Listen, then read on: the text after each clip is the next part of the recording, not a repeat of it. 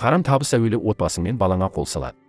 Кейбіреулер баламыз тілімізді алмайды, намаз оқымайды, арақ шылымға жақын дейді, ал бұлар көбінесе ата-ана оларды хараммен баққандықтан болады.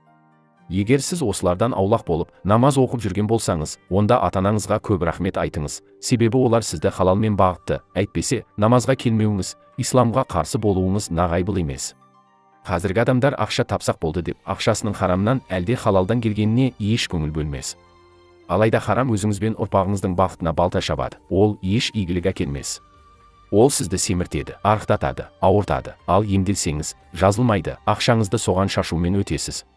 Ол сіздің жан тыныштығыңызды ұрлап, көңіл күйден түк қалдырмайды. Артыңыздан біреулерді жіберіп, мазаңызды алады, құп кетіреді, үйге арақ шылым тасиды, сізге жаман достар тауып береді.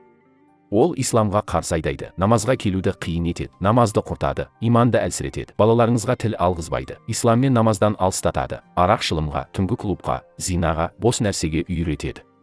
Харам табу мұсылманға жақпас, кәпірге жағар. Кәпірлер харам тапқан сайын ақшасы көбейеді. Егер сіз харам тауып жүріп, ештеңе болмасаңыз, онда жағдай тіпті қиын болмақ. Себебі бұл харамдар сізді алдамшылар мен харам жегендер баратын тозақтағы уәйіл деген сұмдық аңғарға дайындап жатқан болуы мүмкін. Ақша тапқанда оның көптігін емес, халал болуына қараңыз. Егер халал болса, Алла оған барлығына жететін береке салып қояды. Өзіңіз де, отбасыңыз да иманмен өмір өткізетін боласыз.